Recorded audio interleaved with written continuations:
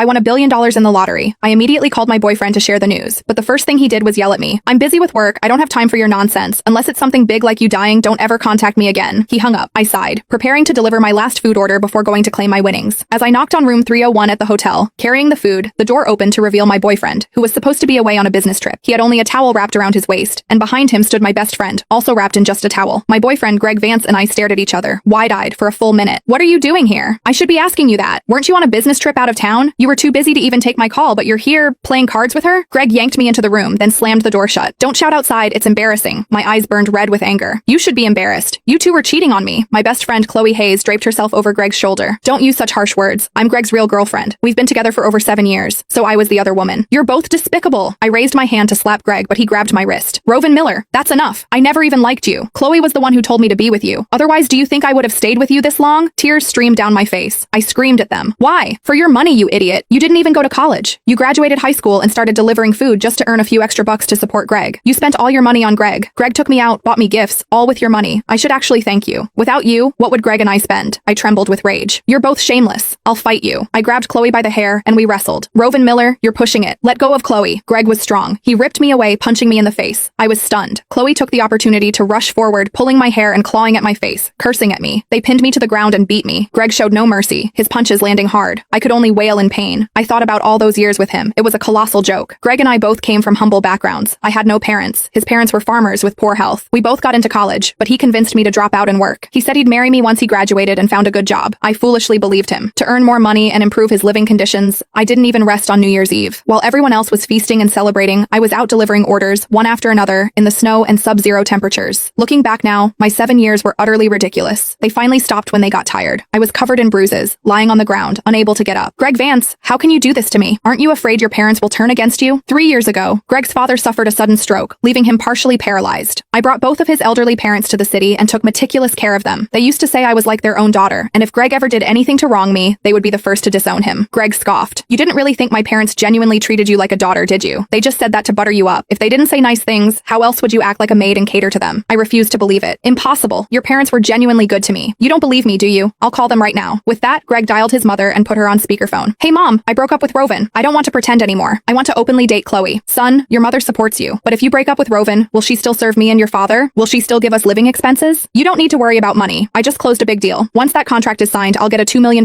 commission. Then I'll hire a housekeeper for you, and she'll definitely serve you better than Rovan. That's wonderful. Rovan can finally get out. A delivery girl who didn't even go to college. How could she be worthy of my son? I was utterly stunned, unable to believe what I was hearing. After hanging up, Greg kicked me again. You heard it all, didn't you? In my parents' hearts, Chloe is the only daughter-in-law, and I'm about to be rich. Once those $2 million come in, we won't be in the same league. I laughed. A mere $2 million. Chloe, now wearing high heels, stomped hard on my hand. You wouldn't make $2 million delivering food for 20 years. Stop pretending. She linked arms with Greg. Darling, let's go. Our nice little time together has been ruined by this low-life Rovan. They walked out brazenly. I quickly called an ambulance, then the police. Thankfully, I was wearing thick winter clothes, so no bones were broken. After having my wounds treated at the hospital, I went home. But as soon as I reached my doorstep, I saw all my belongings thrown outside. My blood pressure shot through the roof. I immediately pounded on the door. Greg's mother opened it, and seeing me, her face instantly changed. Rovan Miller, my son has broken up with you. Grab your things and get out. I had already planned to move out, but I hadn't expected them to just toss my belongings. I paid to rent this apartment. If anyone's moving, it's you. How dare you throw my things out? Because there are 3 of us living here. This apartment is ours. At that moment, her true shrewish nature was fully revealed. I didn't want to waste any more words on her and prepared to call the police, but then Greg returned with Chloe. How are you not arrested? Chloe smirked triumphantly. It was a mutual fight, and you were the one who started it. My lungs felt like they were about to explode. My hands clenched into tight fists, fingernails digging into my flesh, but I felt no pain. Greg pushed me. Why aren't you gone yet? You're not still trying to cling to me, are you? I'm telling you, there's absolutely no chance between us anymore. I glared fiercely at the people in front of me. You'll regret this. You'll come begging on your knees. They burst into sneering laughter, telling me I was dreaming. I only took a few items from the ground. Anyway, I had won $1 billion in the lottery. There was nothing I couldn't buy. After settling into a hotel, I went to the lottery office to claim my prize. The moment the $1 billion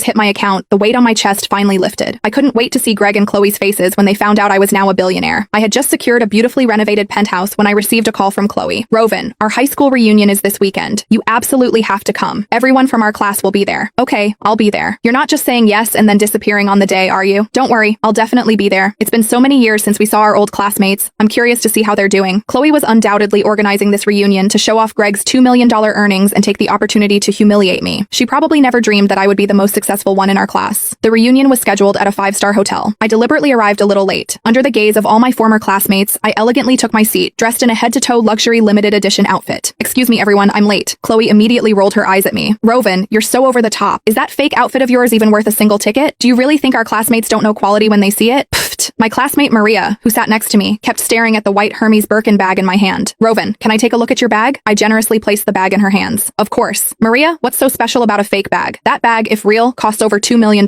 You could sell Roven and she wouldn't be worth that much. She finished, prompting a burst of laughter from the guys nearby. This bag is real. I work at Hermes. Then it must be a replica Roven bought that even fooled you, the salesperson. This bag is definitely real. A replica can't achieve this kind of craftsmanship. Chloe immediately sneered. Oh, Roven, you didn't happen to borrow that bag from some wealthy lady while you were delivering food, did you? I know you're afraid our classmates will mock you for not going to college and just delivering food, but you can't steal other people's things to show off. The amount for this bag is huge. It's enough to get you years in prison. Considering we were classmates, we won't report you. Just return the bag immediately and apologize publicly. Maybe the wealthy lady will take pity on you and not pursue charges. Chloe Hayes, you need proof when you speak. If you accuse me of theft, I can sue you for defamation. I'm doing this for your own good, and you want to sue me? Everyone knows you're dirt poor. Why are you pretending? Maria couldn't help but say, maybe Roven found herself a sugar daddy. Maria, you think too highly of her. What sugar daddy would be blind enough to want her? Chloe walked around to my side, placing her own bag in front of me. See this? This is real money. 100,000. She rolled her eyes at me. A pauper. Still pretending. My classmates immediately looked at her with envy. Chloe, it looks like you're doing the best among us. With a $100,000 bag. Chloe's smile was triumphant. It's all thanks to my wonderful husband. He just closed a big deal, and the commission alone will be $2 million.